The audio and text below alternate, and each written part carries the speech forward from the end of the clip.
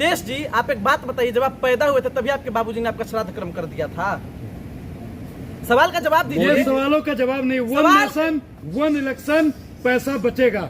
एक चुनाव में 4,000 करोड़ रुपए का खर्चा होता है। मैं तो कह रहा हूँ कि अगर आप पैदा नहीं हुए होते तो आपका भी पैसा बच जाता। आपके बाबूजी बेकार आप पे अपना पैसा खर्च कर रहे हैं। मैं वही बात तो कह रहा हूँ कि अगर आप पैदा हुए हैं, आपका इसी दिन अगर श्राद्ध कर्म कर दिया जाए तो सारा खर्चा बच जाएगा। क्यों? अच्छी बात है कि नहीं? अरे बेशर्म आदमी, पता होना चाहिए कि अगर कोई बच्चा जन्म लेता है तो पहले उसका मुंह लगी होता है, मुंह जुट्ठी होता है, उसके बाद आगे का कार्यक्रम होता है। बच्चा फिर पढ़ने जाता है, स्कूल जाता है, फिर जवान होता है, पढ़ाई लिखाई करता है, नौकरी करता है, फिर बुढ़ापे में मरता है, तब उसका श्राद्ध कर्म होता है। उसी तरह से ये देश है, भारत देश में कई प्रकार के राज्य हैं, कई सारे राज्य हैं। मैं आपको बताना चाहूंगा, अगर सारे राज्यों में एक ही साथ चुनाव करा दिया जाए तो हमारे देश में जितने युवा हैं जो राजनीति में आना चाहते हैं, कई सारे राजनेता बनने बंद हो जाएंगे। ये देश का नुकसान है कि नहीं है? एक और बात मैं पूछना चाहूंगा कि अगर वन नेशन वन इलेक्शन हो जाएगा तो इसमें देश का काफी ज्यादा नुकसान होने वाला है। और ये वही प्रधानमंत्री जी हैं, वही नरेंद्र मोदी जी हैं जो इस बार 15 अगस्त को लाल किले की प्राचीर से कह रहे थे कि हमारे देश के युवाओं को राजनीति में आना चाहिए। फिर हमारे देश के युवा कैसे राजनीति में आएगा? ये सबसे बड़ा सवाल है। तो देश का खर्चा भी तो बच रहा है। देश का बार इलेक्शन होगा तो खर्चा होगा। अरे बेशर्म पत्रकार, भाजपा के तलवे चाटने वाले पत्रकार, मोदी के पत्रकार, गोदी मीडिया, मोतियाबिंद के पत्रकार, तुम्हें पता नहीं है कि देश का खर्चा कैसे हो रहा है? नरेंद्र मोदी जी अगर 10 लाख का सूट पहनना छोड़ देंगे और 200 रुपए का शर्ट पहनेंगे ना, तब भी देश का खर्चा बचेगा। अगर नरेंद्र मोदी जी अपने सिक्योरिटी पे 1.5 करोड़ रुपया डेली खर्च नहीं करेंगे तब भी देश का पैसा बचेगा। अगर मोदी जी 5 लाख का बूट पहनना छोड़ देंगे तब भी देश का पैसा बचेगा। तो देश का पैसा आप लोग ऐसे नहीं बचाएंगे। आप लोगों को लग रहा है कि चुनाव हो रहा है तो देश का पैसा, देश के प्रधानमंत्री है भाई, प्रधानमंत्री है तो खर्चा तो होगा। अरे तो प्रधानमंत्री, देखिए इस देश में जितना एक प्रधानमंत्री के जान का कीमत है उतना ही एक आम नागरिक के जान का भी कीमत है। इन सभी बातों को समझने की जरूरत है। और आप वही लोग हैं वन नेशन वन इलेक्शन की बात कर रहे हैं, लेकिन अगर मोदी जी पढ़े लिखे होते तो वन नेशन वन इलेक्शन की बात नहीं करते, वो वन नेशन वन एजुकेशन की बात करते हैं। आप बताइए, ये देश है, इस देश में कई सारे राज्य हैं और कई सारे लोग रहते हैं। 140 करोड़ की आबादी है इस देश में, और इस देश का अभी भी सारा बच्चा पढ़ता नहीं है।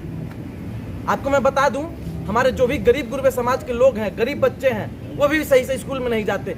इस देश में शिक्षा में भेदभाव होता है, इसलिए वन नेशन वन एजुकेशन होना चाहिए। अगर कोई गरीब का बच्चा है तो वो सरकारी स्कूल में जाकर वो पढ़ेगा ग से गधा, और अगर कोई अमीर परिवार का लड़का है वो प्राइवेट स्कूल में जाकर वो पढ़ेगा A for Apple.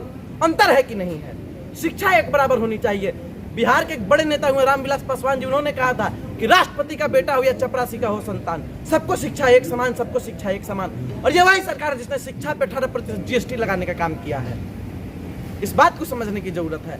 One nation one election बिल्कुल भी गलत है और इसका मैं पुरजोर तरीके से विरोध करता हूँ। इस देश में जो चुनाव प्रणाली है, सड़क पर आप लोग क्यों नहीं उतरे?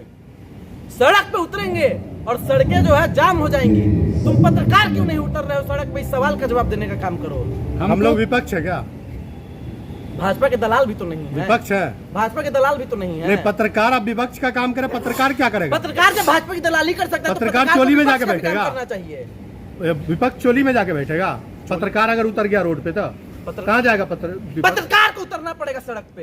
तो विपक्ष क्या करेगा? विपक्ष भी उतरेगा सड़क पे। पत्रकार को देश का विपक्ष है कहाँ? तेल लेने गया है? तेल लेने आपके मोदी जी गए हैं, आप विपक्ष?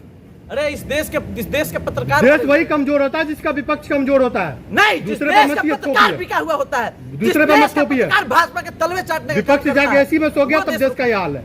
पत्रकार एसी में सो गया है। मुंह देखिए इस पत्रकार का, चेहरे पे 12 बजा हुआ है। सोया नहीं था 10 दिन से। कल इस पत्रकार के कमरे में एसी लगवाया है मोदी जी ने, तो जाके बैठा हुआ है ऑरेंज कलर के एसी में सोते हुए पत्रकार। विपक्ष के भी कमरे में मोदी जी एसी लगाया। अरे पत्रकार कौन लगाया? विपक्ष के कमरे में ना, उसमें वो जो एसी है खराब हो गया होगा। आप लोग कुछ लोग कह सकता हूँ उस एसी में कई सारे कीड़े रहते हैं। कुछ लोग हैं जिसको कीड़े जब आके इस पत्रकार को ऐसे करके काटेंगे ना, तब इस पत्रकार को कुछ लोग हैं जिसको मोदी जी का विरोध करना और कुछ आता ही नहीं उसको। आपको काहे मिर्ची लग रही है? चाचा है आपके मोदी जी।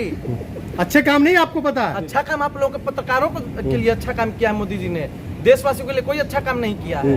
विपक्ष के लिए किया ना, इसी में जाके सो रहा विपक्ष। अरे पत्रकार नहीं छोड़ा विपक्ष के लिए। पत्रकार, गवार पत्रकार, बोका पत्रकार, चौथी फेल पत्रकार, अंगूठा छाप पत्रकार, कुछ पता होता है तुम लोगों को? मोदी जी ने विपक्ष के लिए कुछ किया है?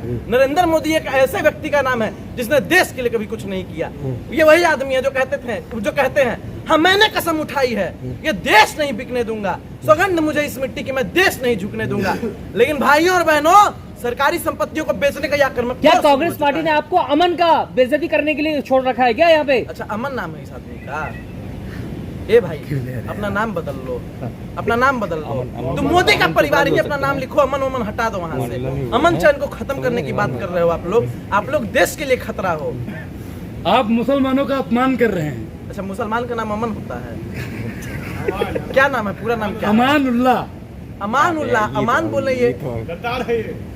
देखिए, ऐसे ऐसे लोगों से, देश के मुसलमान भाइयों, मैं आप लोगों को कहूंगा, ये जो अमानतुल्लाह है, ऐसे ऐसे लोगों से आप लोग सावधान रहिएगा। ऐसे ऐसे लोगों से आपके कौम को खतरा है।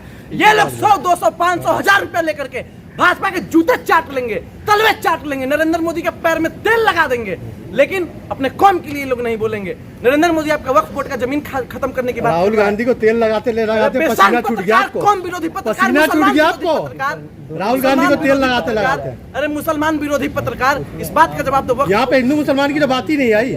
तो बताओ, वक्फ अमेंडमेंट बात बिल सही है? 1 इलेक्शन की थी। वक्फ अमेंडमेंट बिल सही है? बताओ। अगर बात नहीं हिंदू मुसलमान की तो वक्फ बोर्ड की बताओ। बात हो रही है? बिल्कुल बात हो रही है। हाँ, वक्फ बोर्ड की बात हो रही मैं तो है। वक्फ बिल का विरोध 1 नेशन 1 इलेक्शन पे बात बोलिए। क्या दिक्कत है? पे बात नहीं करेगा। विपक्ष को क्या क्योंकि दिक्कत है? भाजपा नाराज हो अगर जाएगी। दिक्कत है तो रोड पे भाजपा क्यों नहीं पैसा आया? काट लेगी इस पत्रकार का, दिक्कत है तो रोड पे क्यों नहीं आया? आप बोले पत्रकार रोड पे आए, फिर विपक्ष क्या करेगा?